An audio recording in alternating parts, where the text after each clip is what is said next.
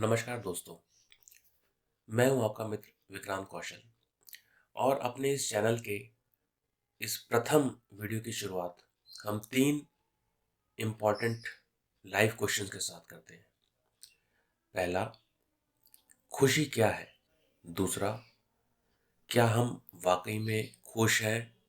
क्या हम जिसको खुशी समझते हैं क्या वो वाकई में खुशी है? और तीसरा, ऐसे कौन से कारण हैं जो हमें खुशियों से दूर रखते हैं या जिनकी वजह से हम खुशियों की उस अनुभूति को प्राप्त नहीं कर पाते हैं, जो कि हमारा एक राइट है। तो चलिए आगे बढ़ते हैं और समझते हैं। मुझे 20 साल का एक्सपीरियंस है कॉर्पोरेट जॉब का। आज भी मैं एक जॉब में ही हूँ। इन 20 वर्षों में मेरी मुलाकात काफ़ी लोगों से हुई जो कि हर आयु वर्ग के थे, हर तरह के तबके से थे, हर उम्र के थे। तो इन लोगों से बात करते करते एक चीज़ बहुत क्लियर समझ में आई कि जब आप किसी से पहली बार किसी को देखते हैं या किसी से मिलते हैं, तो ऐसा लगता है कि बाहर दुनिया में कितनी खुशी है, सब लोग कितने खुश हैं, सोशल मीडिया पे कितना सब अच्छा चल रहा है, इंस्टाग्राम पे सब कितना अच्छा चल रहा है। बट आप जैसे ही थोड़ा-सा अंदर प्रवेश करते हैं, तो आप पाते हैं कि नहीं, ये सत्य नहीं है। This is not the reality. Reality कुछ और है। रियलिटी में आप पाते हैं कि कितनी एंग्ज़ायटी है, कितनी डार्कनेस है, कितनी सैडनेस है और हल्का-सा एक स्क्रैच करते ही, स्किन डीप स्क्रैच करते ही आपके सामने जो सच्चाई आती है, वो बिल्कुल डिफरेंट होती है।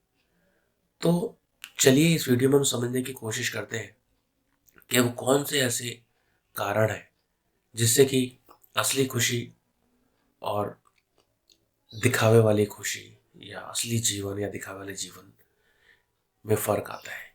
तो चलिए हम समझने की कोशिश करते हैं।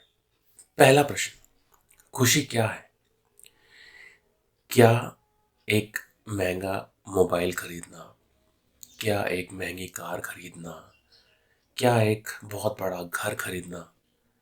क्या ये खुशी है? क्या इससे आपको वाक़ई में एक सच्ची खुशी मिलती है? नो डाउट ये लाइफ़ के बहुत बड़े माइलस्टोन्स होते हैं और जब आप इनको अचीव करते हैं, तो खुशी का एहसास होता है। बट आप ज़रा 1 मिनट रुकिए, पॉज़ लीजिए और सोचिए कि जब आप रियलिटी में किसी खुशी को याद करने की कोशिश करते हैं, जब आप वाक़ई में खुश थे, तो आपको कौन से मोमेंट्स याद आते हैं? आई एम श्योर कि हम में से काफ़ी लोग इन सब चीज़ों को अचीव कर चुके हैं, तब भी जीवन में एक वैक्यूम, एक खालीपन, ये सब हमेशा चलता रहता है। तो ऐसा क्यों है? ऐसा क्यों? इन स्थितियों, परिस्थितियों, मानव व्यवहार पर, ह्यूमन बिहेवियर पर काफ़ी स्टडीज़ हो रही हैं। आई एम श्योर कि आपने भी कभी ना कभी उन चीज़ों की तरफ गौर किया होगा और उसमें से जो रिज़ल्ट सामने आ रहे हैं, जो रिसर्च के रिज़ल्ट्स हम लोगों को देखने को मिल रहे हैं, दोज़ आर वेरी शॉकिंग। उससे हमें ये पता चल रहा है कि समाज में, सोसाइटी में एक बहुत बड़े तल पर एंग्ज़ायटी बढ़ रही है, डिप्रेशन बढ़ रहा है और वो इंसान को अंदर से खोखला करते जा रहे हैं। तो ऐसा क्यों हो रहा है कि एक तरफ तो हम ऐसे डेवलपमेंट मोड में हैं, सब तरफ बहुत ज़्यादा हमें डेवलपमेंट दिखाई देती है, अच्छे फ़ोन्स लोगों के हाथ में, अच्छी गाड़ियाँ लोग लेके ट्रैवल कर रहे हैं, बट रियलिटी चेक जब होता है तो स्थिति कुछ डिफरेंट होती है। तो ऐसा क्यों है? एक बहुत बड़ा सब्जेक्ट है और इस पे बहुत ज़्यादा कॉन्टेम्पलेशन की ज़रूरत है।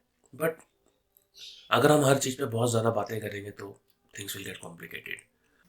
इन माय एक्सपीरियंस, मेरे अनुभव के हिसाब से 3 ऐसी चीज़ें हैं, 3 ऐसे कारण हैं जो कि एक बहुत बड़ा रोल प्ले करते हैं एक इंसान की लाइफ में। चलिए उनको एक-एक करके समझने की कोशिश करते हैं। पहला जो सबसे मुख्य कारण है जिसकी वजह से इंसान शायद खुश नहीं रह पाता, वो है एक्सपेक्टेशन। हम लोग हर चीज़ के लिए एक्सपेक्टेशंस लगा के रखते हैं। हर चीज़ के लिए हम आशा करते हैं कि मैंने उसके लिए ये किया, तो उसने मेरे साथ ऐसा क्यों नहीं किया?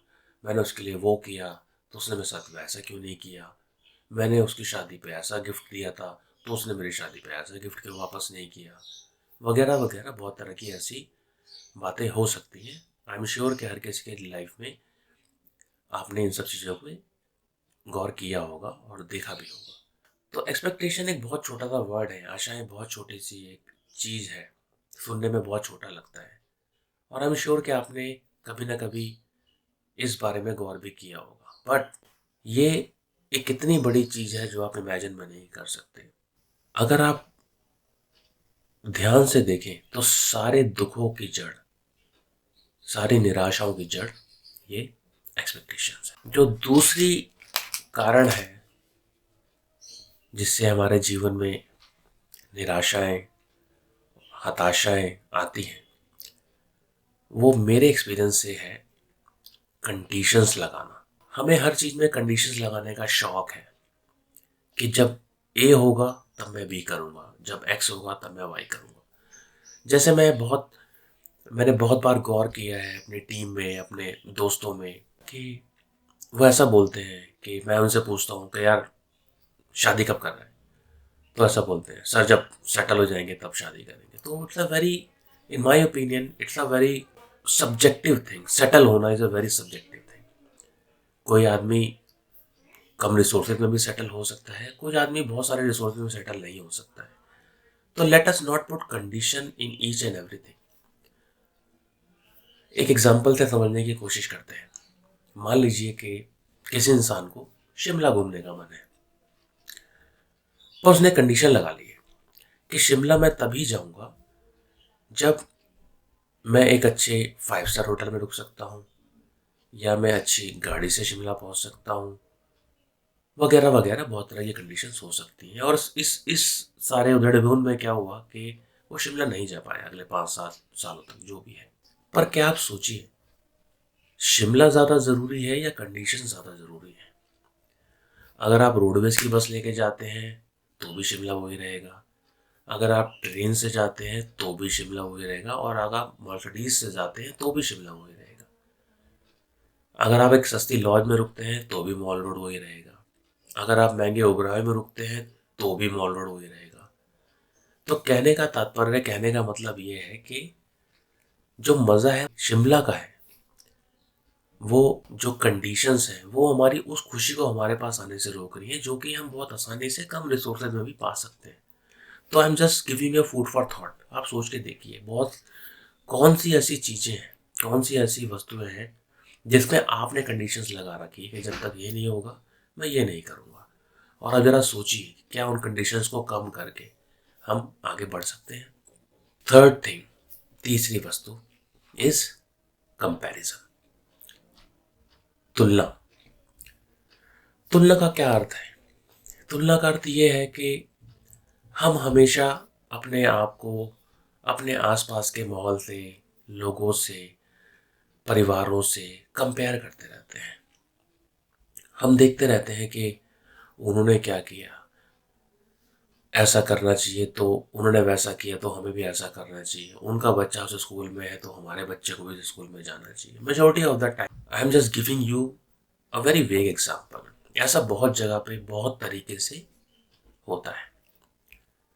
आपने भी आई एम श्योर ऐसा लाइफ में फील किया होगा। और एक बहुत अच्छी एक एक कहावत चलती है कि कंपेयर एप्पल टू एप्पल।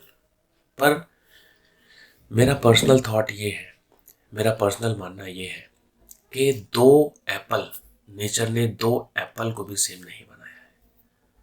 अगर आप दो एप्पल कभी उठा के कंपेयर करेंगे तो आपको समझ में आएगा कि नेचर इतना क्रिएटिव है कि वो दो एप्पल को भी सेम नहीं बनाता, तो दो इंसान कैसे सेम हो सकते। कंपैरिजन एक बहुत बड़ा पॉइजन है।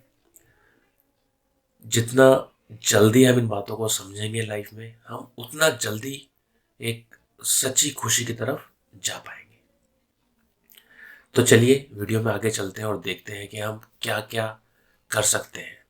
पहली चीज, हमें छोटे छोटे स्टेप से स्टार्ट करना है। हमें बहुत लंबी छलांग नहीं मारनी है, पर उससे पहले हमें ये समझना है कि ये तीन चीजें जिनकी हमने आज बात करी है हमारे अंदर किस प्रकार से एग्जिस्ट करती हैं। Conditions, expectations, comparison. और हमें कोशिश करना चाहिए कि छोटे छोटे स्टेप्स, बेबी स्टेप्स लेके हम इन चीज़ों की इंटेंसिटी, ग्रेविटी, डिग्री को अपनी लाइफ में कम करने की कोशिश करें।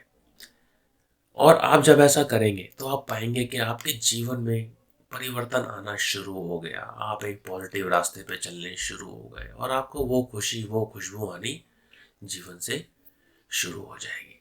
आई एम श्योर कि इस वीडियो के माध्यम से हमने जो डिस्कशन किया है उससे थोड़ा बहुत ही आपको एक सोचने का मौका मिलेगा।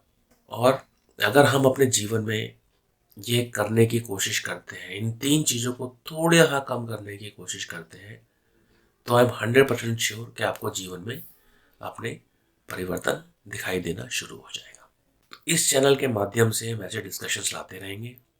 मेरा आपसे सप्रेम निवेदन है कि आप इन वीडियोस को लाइक करें, शेयर करें, सब्सक्राइब करें चैनल को, और अपने कमेंट्स के माध्यम से हमें बताइए कि हम किन सब्जेक्ट्स पे आपके साथ बातें कर सकते हैं, डिस्कशन कर सकते हैं। इस चैनल का एक ही मकसद है और रहेगा कि हम आपस में मिलके एक दूसरे के जीवन में थोड़ा खुशियों का क्वांटम, थोड़ा खुशियों की क्वांटिटी को बढ़ा पाए। धन्यवाद। मिलते हैं अगले वीडियो में।